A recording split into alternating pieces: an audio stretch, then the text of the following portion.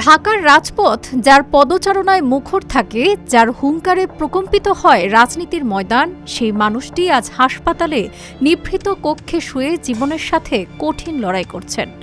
ঢাকা ৬ আসনের সংসদ সদস্য মির্জা আব্বাস গত বুধবার ইফতারের সময় হঠাৎ অসুস্থ হয়ে জ্ঞান হারিয়ে ফেলেন।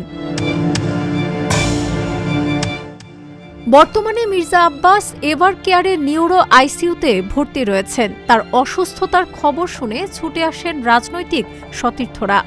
বিএনপির মহাসচিব মির্জা ফখরুল ইসলাম আলমগীর থেকে শুরু করে ডাক্তার জাহিদ হোসেন, সবার চোখে মুখে উদ্বেগের ছাপ। এমনকি রাজনৈতিক মতপার্থক্য ভুলে তাকে দেখতে আসেন জামায়াতের আমির ডাক্তার শফিকুর রহমানও।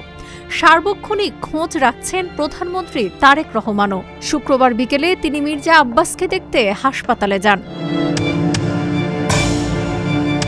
জানা যায়, আজ শুক্রবার সন্ধ্যা ৬টায় এয়ার অ্যাম্বুলেন্সে সিঙ্গাপুরের উদ্দেশ্যে নেওয়া হবে মির্জা আব্বাসকে। সেখানে ন্যাশনাল ইউনিভার্সিটি হাসপাতালে ভর্তি করানো হবে।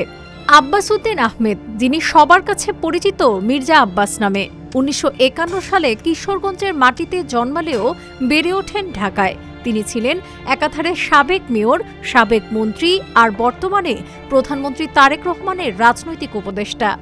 স্ত্রী আফরোজা আব্বাস আর সন্তানদের কাছে তিনি ছায়ার মতো, আর কর্মীদের কাছে এক অদম্য সাহসী ব্যক্তি। একজন লড়াকু সৈনিকের যাত্রা কখনো থেমে থাকে না। সিঙ্গাপুরের উন্নত চিকিৎসা আর কোটি মানুষের দোয়ায় তিনি আবারও ফিরে আসবেন তার রাজনীতির মাঠে, সুস্থ ও স্বাভাবিক জীবনে, এমনটাই আশা করছেন তার শুভাকাঙ্ক্ষীরা। ডেস্ক রিপোর্ট, আজকের পত্রিকা।